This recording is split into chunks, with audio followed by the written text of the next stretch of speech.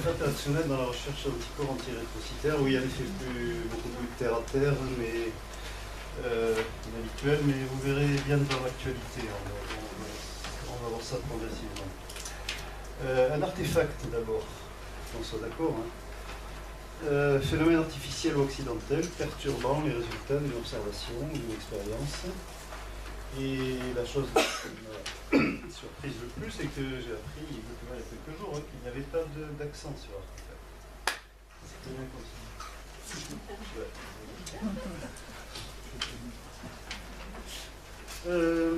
Donc là, quelques rappels, hein, je pense que ça mérite quelques rappels sur la recherche d'anticorps irréguliers, également appelé test indirect antiglobuline, puisque on ne peut pas être trop simple en immunohématologie, donc on a beaucoup de noms comme ça.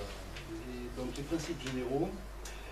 Donc le principe, c'est la recherche d'anticorps plasmatiques dirigés contre des antigènes du globule rouge, hors système ABO.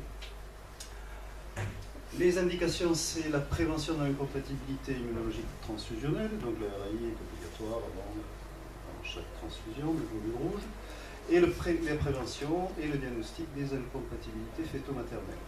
Donc c'est un examen biologique qui est strictement réglementé par le guide de l'exécution des analyses en immunohématologie qui date déjà de 2002, avec une première étape, on peut simplifier, de dépistage d'anticorps irréguliers. Et si ce dépistage est positif, une deuxième étape d'identification d'anticorps irréguliers complexe. Avec, ici je vous passe les détails, mais réglementairement un certain nombre d'antigènes qui doivent être présents, c'est-à-dire les antigènes érythrocytaires les plus dangereux entre guillemets et ou les plus fréquemment rencontrés. Donc à noter, parce que ce sera important ensuite pour après, le délai entre la réception du prélèvement et le résultat est de 45 minutes au minimum, compressé pour le dépistage. Et si ce dépistage est positif, il faut encore ajouter une étape d'identification de l'anticorps qui est encore d'au moins 45 minutes, parfois jusqu'à 2 heures, parfois plusieurs jours. Et ensuite, ce n'est pas le sujet ici, mais également une étape qu'on appelle l'épreuve de compatibilité au laboratoire, c'est-à-dire la vérification, puisqu'il y a un anticorps irrégulier, la vérification de la compatibilité des globules rouges qu'on va transfuser. Donc, un temps assez long, à partir du moment où on a un dépistage d'anticorps positif.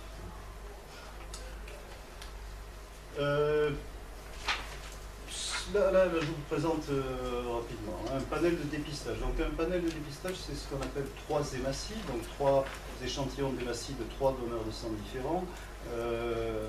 Donc réglementairement, on a vu tout à l'heure les antigènes qui doivent être présents sur ces hématies dans les différents systèmes, Rhesus, Kemp, Duffy, Kidd, Lewis, etc. Et donc chaque hématie va être phénotypée pour chacun de ces antigènes et à partir de là, en fonction des réactions qu'on va avoir, donc entre le plasma du patient qui va être mis en présence de ces 3 hématies, et les réactions qu'on va observer, on va pouvoir dire c'est positif ou c'est négatif. À partir du moment où on a dit c'est positif, on va passer à cette étape d'identification. Alors, effectivement, beaucoup plus complexe, puisque là, on aura besoin d'un minimum de 10 hématies supplémentaires pour identifier l'anticorps. Bon, à minima, ça peut être beaucoup plus.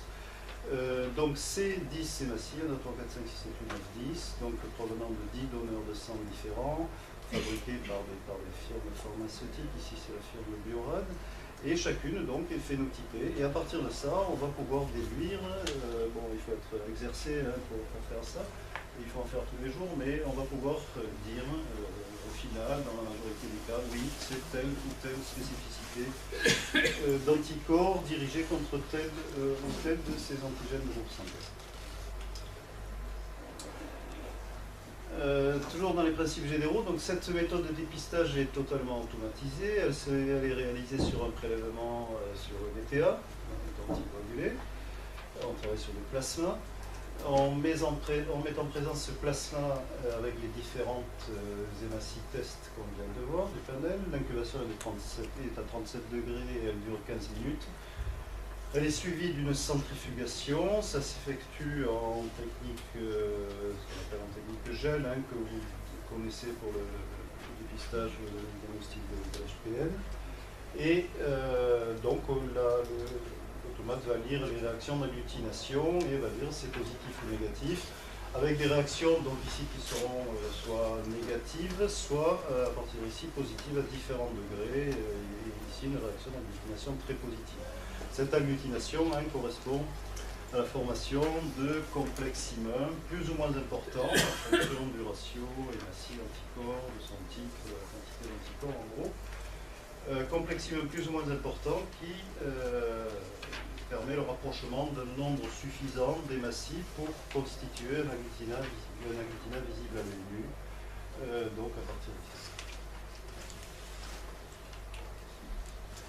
Alors, premier type d'artefact, toujours sans eux, un prélèvement mal réalisé ou difficile, donc sur un tube anticoagulant de BTA. Et vous voyez ici, donc on a vu tout à l'heure l'agglutination normale, voilà ce qu'on peut observer, on a 6 hématies différentes, un positif, un négatif, 3 positifs, un négatif. Et ici on voit des images assez inhabituelles, pas très catholiques on va dire, où sur ce prélèvement mal réalisé, où la coagulation a été un peu avortée mais déjà initiée, un peu de fibrine dans ce tube qui va faire que quelques hématies vont être retenues par un réseau de fibrine en haut du gel, ici, et des hématies qui seront... Bon, cette image, quand on est un peu exercé, on la reconnaît facilement et on dit, bon, de toute façon, on va peut-être refaire ça sur un meilleur prélèvement, mais en tout cas, il n'y a pas de réaction d'agglutination. Deuxième artefact relativement fréquent, c'est le phénomène de Rouleau. Ce phénomène est dû à une augmentation du taux plasmatique de protéines de plutôt haut poids moléculaire, comme on observe dans la maladie de Waldenstrom, dans les myélomes multiples, dans l'inflammation parfois, plus rarement, et après la grossesse. Bon, ça c'est classique, mais personnellement, je n'ai pas d'expérience de ça. Grossesse avec une augmentation physiologique du fibrinogène au dernier trimestre pour faciliter donc l'hémostase post-accouchement. Donc cet excès de viscosité par présence de protéines d'hyperprotéinémie plasmatique va donner une image de nuage de globules rouges dans ce gel. Malheureusement, je n'ai pas d'image vraiment de gel là ici, par hyperviscosité. L'automate qui va faire cette analyse va donner une réaction positive, mais là aussi on va voir l'image et on va se dire non, ce n'est pas une agglutination, c'est probablement un phénomène de Rouleau. Bon, à ce moment-là, on peut résoudre ça par exemple en diluant un petit peu le plasma, c'est pas la solution idéale, mais bon, en tout cas, on se dit c'est pas une agglutination, c'est un phénomène de Rouleau.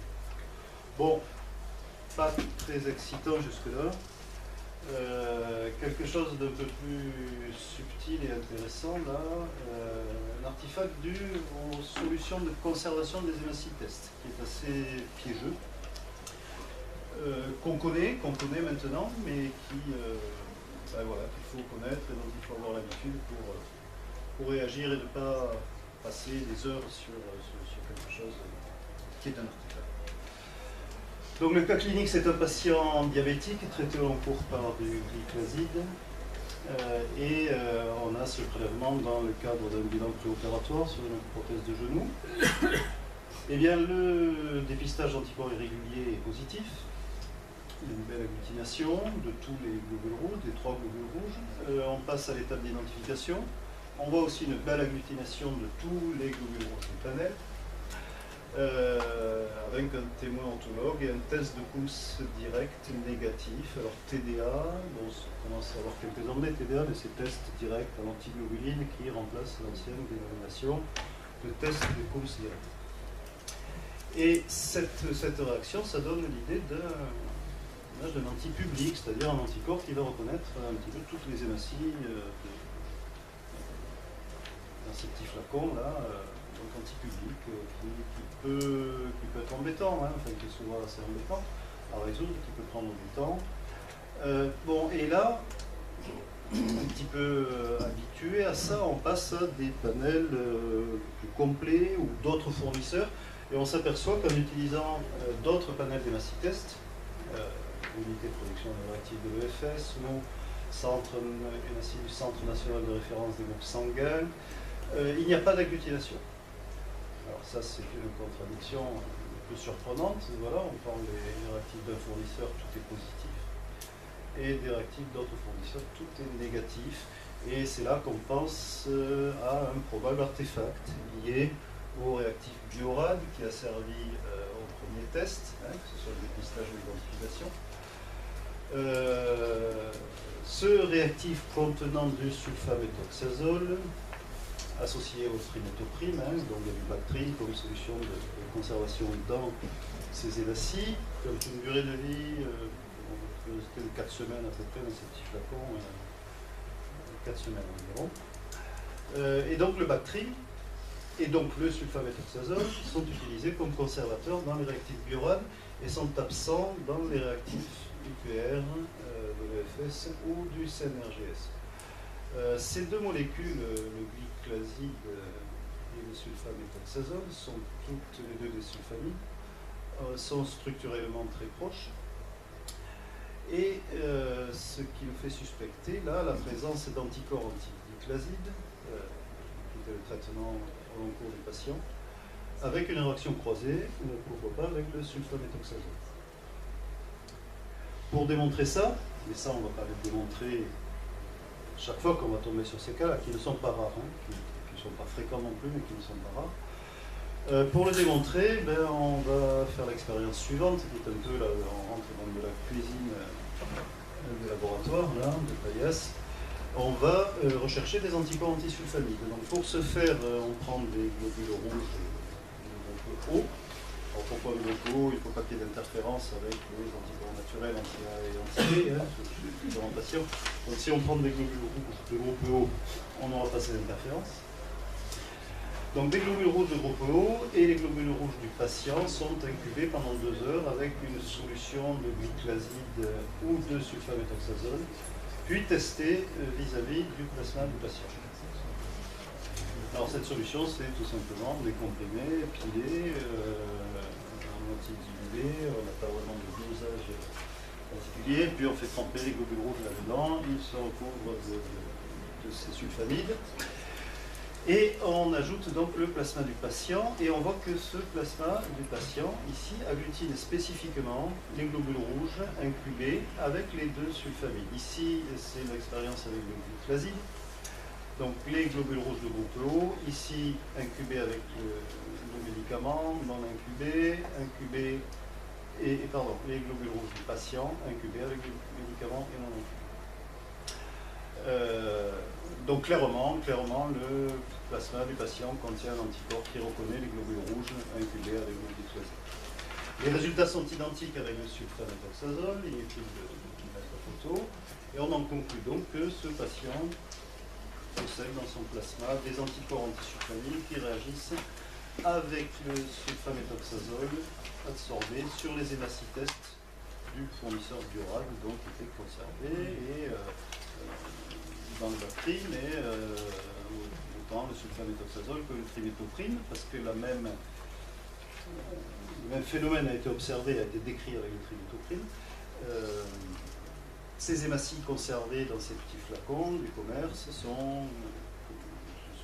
sulfamides sont absorbés sur la membrane des globules rouges. Et s'il y a des anticorps antisulfamides, eh bien, on va observer une agglutination de globules. Bon, un phénomène, je dis pas fréquent, mais qu'on rencontre relativement régulièrement. Et puis, quatrième type d'artefact, qui est là en pleine actualité, c'est l'artefact dû à des anticorps monoclonaux thérapeutiques. Donc des nouvelles thérapeutiques ciblées, hein, de plus en plus utilisées dans diverses pathologies, vous le savez largement plus que moi, les tumeurs solides, des cancers hématologiques, des maladies auto-immunes ou anti-inflammatoires, avec oui, qui enrichissent largement notre vocabulaire, hein, puisque c'est une liste largement non exhaustive, il y en a beaucoup, beaucoup plus. Le citruximab, et ensuite ici, c'est leur cible, hein, donc c'est monoclonaux, leur cible, ici c'est l'IL6, le CD20 pour le rituximab, le TNF-alpha pour le rituximab, etc., etc. Ces monoclonaux donnent des interférences avec certains examens biologiques qui sont connus depuis un petit moment, comme l'électrophorèse des protéines sériques et l'immunofixation. On voit ici sur une électrophorèse de protéines sériques typique monoclonale ici, qui est due, donc la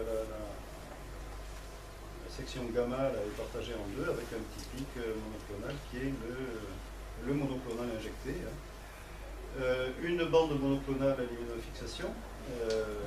Ici c'est une sélection sur un myélome à IgG HLA-kappa, où on voit une deuxième bande qui est due à l'anticorps monoclonal.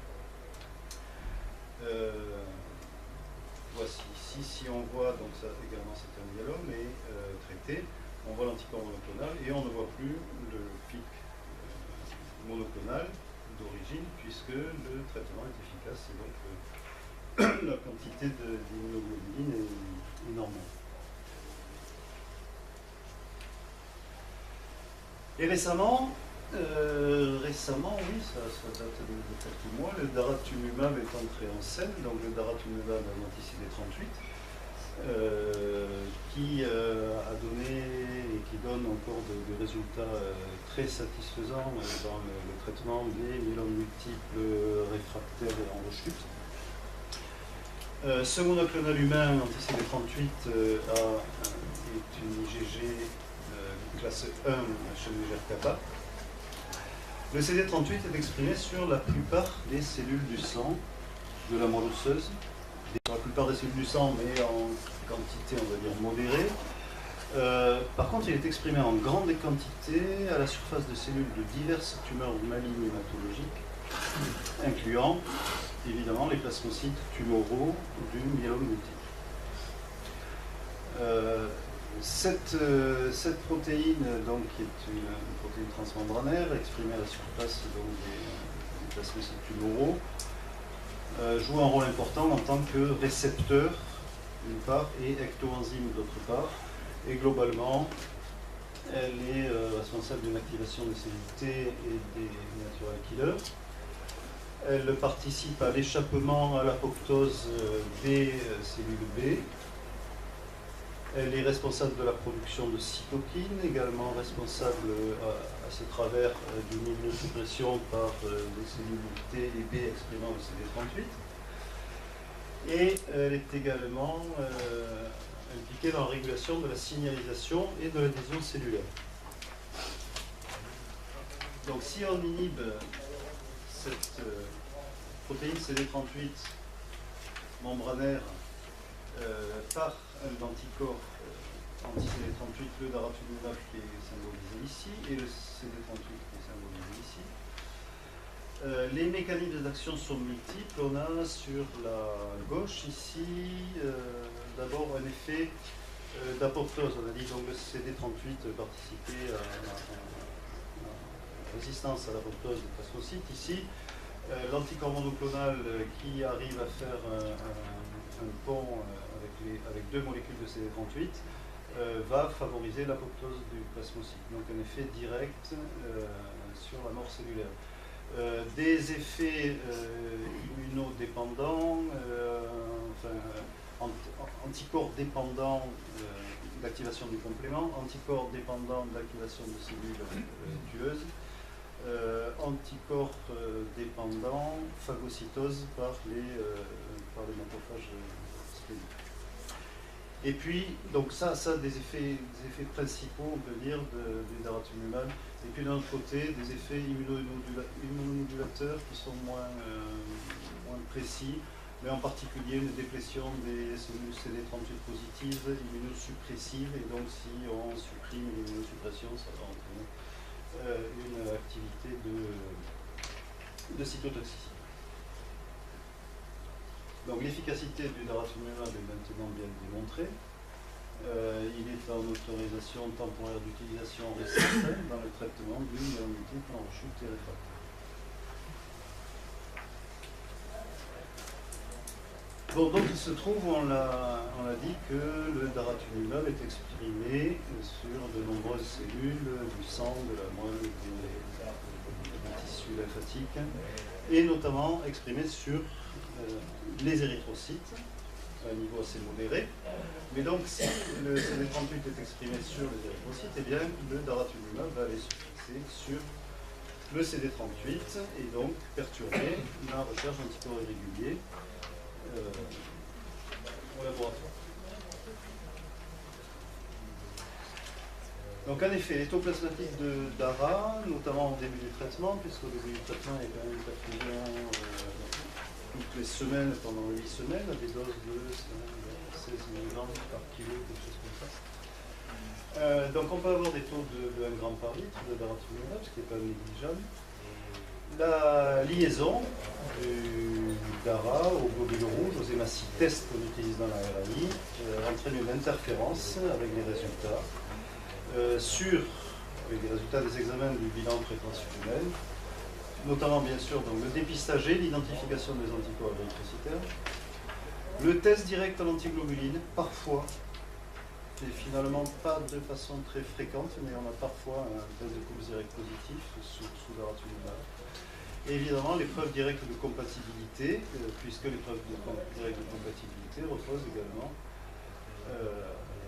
sur des globules rouges, bon, natifs, pas conservés, ceci, mais des globules rouges extraits des torches de sang, hein, qui expriment bien sûr aussi le CD38. Donc on va obtenir des images comme ça. Ici, c'est une identification de l'anticorps sur 11 hématies, vous voyez, avec la 1,3 négatif. Et on voit des réactions assez inhomogènes, mais une agglutination faible, mais sur tous les globules test de l'identification d'anticorps. A noter que le daratumumab n'interfère pas avec la réalisation du dopage sanguin. Donc ça pose deux questions, puisque, bon, vous avez compris, là, on se retrouve, ça vous le savez, hein, côté biologie, on envoie un prélèvement, il est rare qu'on dise d'emblée, voilà, attention, c'est un myélome, mais il y a du daratumumab, évidemment, vous ne le savez pas, 99%. Donc vous vous retrouvez devant ce cas de figure et vous vous dites, qu'est-ce que je fais? Parce que si on fait... si on fait une RAI, c'est qu'il va falloir transfuser le patient. Et donc, il va falloir, bien sûr, manager un petit peu les délais et délivrer une poche de sang pas aussi vite que possible, mais parce que il n'y a jamais d'urgence aiguë dans ces cas-là, mais il va falloir quand même se dépêcher et donc trouver la solution. Qu'est-ce que c'est? Quel est cet anticorps? Parce qu'il faudra ensuite choisir les globules rouges compatibles, les compatibiliser au laboratoire et pour pouvoir les délivrer. Et tant qu'on n'a pas la réponse et qu'on ne sait pas d'où provient cette agglutination, on ne peut pas délivrer de sang, de globules. Donc deux questions. Le laboratoire est-il informé du traitement par DARA? On l'a vu, ben c'est non. Et y a-t-il aussi, deuxième question, y a-t-il, dans le cas où on le sait, parce qu'à un moment donné on ne finit pas de savoir, mais deuxième question, y a-t-il un véritable anticorps anti-érythrocyte derrière cette agglutination? C'est pas parce qu'il y a du DARA qu'on ne va pas avoir un anti-D, un anti-KEL, un anti-machin. Alors, y a-t-il un véritable anticorps antiglobule rouge derrière l'anticorps monoclonal? Pour le savoir, il faut bien arriver à se débarrasser de cette réaction qu'on ne veut pas. Et pour ça, plusieurs techniques ont été publiées, et ça a été publié très rapidement. Hein, en un an, on a vu plusieurs solutions apparaître. Alors deux solutions pas très compliquées au laboratoire, qui sont d'une part le traitement des hémacytestes par le dithiotriétol. Donc dithiotriétol, c'est coupure des ponts disulfure hein, sur à peu près toute protéine qui possède des ponts disulfure. Et donc, coupure des ponts de sucre, dénaturation du CD38 sur la membrane du globule rouge et dénaturation, donc suppression de la reconnaissance par l'anticorps monoclonal d'aratumumab. Deuxième solution, traitement des hémacytestes par la trypsine. Trypsine qui est responsable d'une protéolyse du CD38 et donc qui induit sa destruction à la surface de la membrane et plus de reconnaissance, plus d'interférence avec le daratumumab. Troisième solution, qui est efficace mais qui est beaucoup plus difficile, voire aujourd'hui impossible en pratique, puisqu'il n'existe pas d'anticorps anti-idiotype, mais on peut, ça a été démontré, on peut neutraliser le monoclonal d'ARA par des anticorps anti-idiotypes, c'est-à-dire en gros anti-idiotype, un anticorps qui finalement va ressembler à l'antigène CD38. Et finalement, neutralisation également du DARA par du CD38 recombinant. Mais ces deux choses-là, autant l'anticorps antibiotique, autant le CD38 recombinant n'existent pas.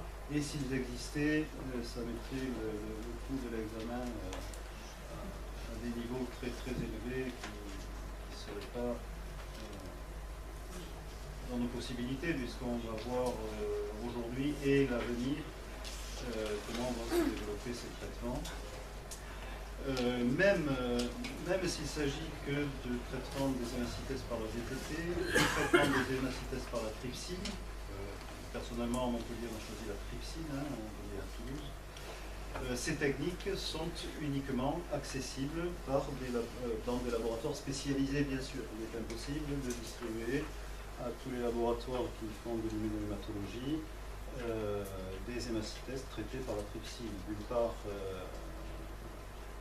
la préparation est longue, la conservation est assez brève, bon, il y a beaucoup de problèmes, ce sont des réactifs cellulaires, donc, qui ont une durée de conservation limitée, et d'autant plus limitée que ces hémacytes sont traités par le BTT ou la trypsine. Donc, on va traiter ces hémacytestes ici, qui sont au départ couvertes de CD38. On va les traiter par le DTT ou la trypsine, qui va dénaturer ou digérer le CD38.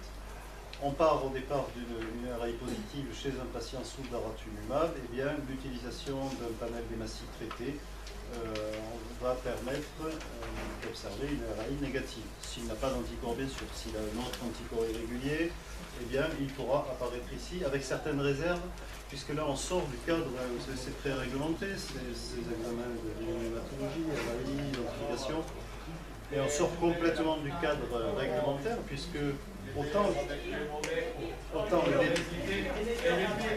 le DTT que la trypsine vont détruire certains antigènes importants de groupe sanguin.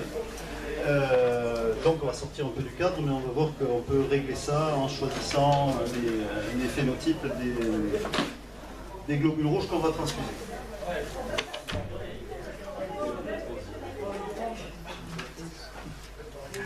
Donc deuxième question, et qui est certainement la plus importante, parce qu'à partir de la réponse, tout est réglé.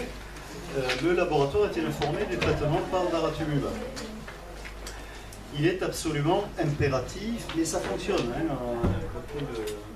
Beaucoup de discussions là-dessus, entre biologistes, hématos, ça ne se limite pas aux biologistes et aux hématos. Donc il est impératif, sur ces points, d'organiser la communication sur la pathologie et la thérapeutique, sous peine d'une errance diagnostique au laboratoire qui peut prendre des heures, de résultats erronés et de retard évidemment à la transfusion, puisque derrière c'est le but de traiter le patient qui est en anémie à un degré nécessitant une transfusion de globule. Oui, parce que le profil réactionnel du daratumumab qu'on a vu, on l'a dit, qui évoque souvent un anticorps antipublic de type HTL, parce que c'est à ce point vicieux que ce profil réactionnel en identification d'anticorps, si on va jusqu'au bout, si on ne sait pas, on va dire que c'est un anticorps de type HTL. HTL, High Titer, Low Affinity, mais peu importe, c'est un anticorps qu'on rencontre peu fréquemment, mais dont on a l'habitude. Et si on va jusqu'au bout sans savoir que c'est du Dara, on dit voilà, on a un anti-Knox. Il faut oublier de suite le nom, mais anti-Knox. Voilà. Et on a traîné 2 patients comme ça pendant 1 ou 2 mois, sans information, où on a rendu un résultat. Heureusement, anti-Knox, ça va, on gère en transfusion, c'est pas trop dangereux. Donc les techniques complémentaires sont uniquement accessibles en laboratoire spécialisé. Et donc même si on informe sur la pathologie et la thérapeutique, il faudra bien penser que si un patient, un myélome qui est traité par Dara à Narbonne, eh bien il n'y aura pas de laboratoire à Narbonne, y compris à l'EFS, qui aura les moyens de débrouiller la question. Bon, alors, si le patient est en hématologie, évidemment, dans Perpignan, ou Béziers, les gens seront informés, mais ils pourront informer les fesses, évidemment. Par contre, si le patient a une fracture du fémur ou du bras, et Dieu sait si c'est fréquent chez ces gens-là, et qui débarque en orthopédie à l'hôpital de Carcassonne, il y a très peu de chances que l'anesthésiste sache qu'il y a un traitement par Dara. Bien que ces patients, bon, les laboratoires Janssen, dans ce médicament, travaillent beaucoup sur l'information, procurent une carte aux patients et ils recommandent fort de montrer cette carte à leur médecin. Mais bon, ça fait un peu. Donc cette communication est absolument indispensable, hein, vous avez compris, sinon on est foutu, hein. On ne va pas trouver de solution. Et donc pour cela, des consignes très importantes pour la prise en charge transfusionnelle des patients sous Dara, notamment avant la première perfusion de médicaments, réaliser une RAI, qui en général sera négative le plus souvent, ou positive, peu importe, mais qui sera en tout cas le point de départ important pour la suite, hein, où la RAI va être perturbée par le traitement. Une double détermination du groupage ABO et du phénotype Tuskel, évidemment, et un phénotype érythrocytaire étendu. On verra que ce phénotype érythrocytaire étendu va être salvateur dans les cas d'hésitation et où on n'aura pas les réactifs DTT ou trypsine pour résoudre le problème. Ensuite, après le début du traitement, recherche d'anticorps irréguliers sur des hématies pré-traitées par la trypsine ou le DTT, hein, on a vu. Pas d'épreuve de compatibilité si le résultat final est négatif, puisque, bon, on va conclure, il n'y a pas d'anticorps érythrocytaires, donc on ne va pas encore rallonger les délais transfusionnels en faisant une preuve de compatibilité au laboratoire. Transfusion systématique en concentré de globules rouges phénotypés résusquels. Mais bon, ça, c'est de toute façon systématique pour tous les patients hospitalisés en hématologie, hein, il y a un gros conso. Et puis, en cas d'urgence ou de doute sur le résultat, transfusion en phénotype étendu. Alors, quand je dis phénotype étendu, ce sont les systèmes Buffy, KID, MNS. Donc, transfusion compatible dans le phénotype étendu du patient, qui évitera, dans tous les cas, de rencontrer un éventuel anticorps. Et ces anticorps anti-Buffy, anti-KID, anti-MNS sont les anticorps dangereux les plus fréquents pour en transfusion. Aujourd'hui, on a comptabilisé hier 28 patients sous traitement à Montpellier, mais patients bien sûr qui vont naviguer un petit peu dans la région, voire et ailleurs, hein, évidemment, qui,